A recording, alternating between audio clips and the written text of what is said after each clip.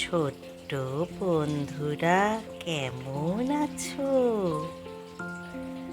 আশা করি তোমরা ভালোই আছো। আজকে তোমাদের সাথে একটা কবিতা বলবো।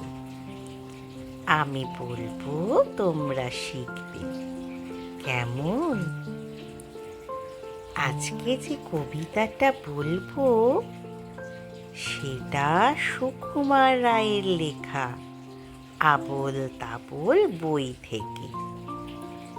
কবিতার নাম সৎপাত্র। সুকুমার রায়কে জানো? সত্যজিৎ রায়ের বাবা। তাহলে চলো আজকের কবিতাটা শুনি। শুনতে পেলুম পোস্তা গিয়ে, তোমার নাকি মেয়ের বিয়ে। গঙ্গারামকে পাত্র পেলে, জানতে চাও সে কেমন ছেলে? মন্দ নয়, সে পাত্র ভালো, রং যদিও বেজায় কালো। তার উপরে মুখের গঠন অনেকটা ঠিক পেঁচার মতন। বিদ্যে বুদ্ধি বলছি মশাই, ধন্যী ছেলের অধ্যাবসায়।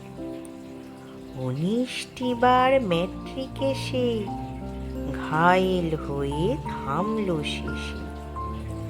বিষয়াশয় গরিব বেজায়, কষ্টে শিষ্টে দিন চলে যায়। মানুষ তো নয় ভাইগুলো তার, একটা পাগল একটা গোয়ার। আর একটি সে তৈরি ছেলে, জাল করে নোট গেছে জেলে। কনিষ্ঠটি তবলা বাজায়, যাত্রা দলে 5 টাকা পায়।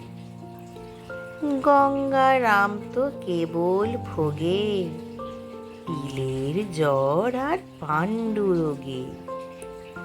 কিন্তু তারা উচ্চ ঘর, কংসরাজের বংশধর। শ্যামলাহিরি বনগ্রামে কি যেন হয় গঙ্গারামের। যা হোক, এবার পাত্র পেলে, এমন কি আর মন্দ ছেলে? তাহলে ছোট বন্ধুরা, কবিতাটা কেমন লাগলো? খুব সুন্দর না? তোমরা কবিতাটা মুখস্থ করে আমাকে শোনাবে কিন্তু। আজকের মতন এখানেই টাটা। আবার দেখা হবে অন্য কবিতায়, অন্য গল্প।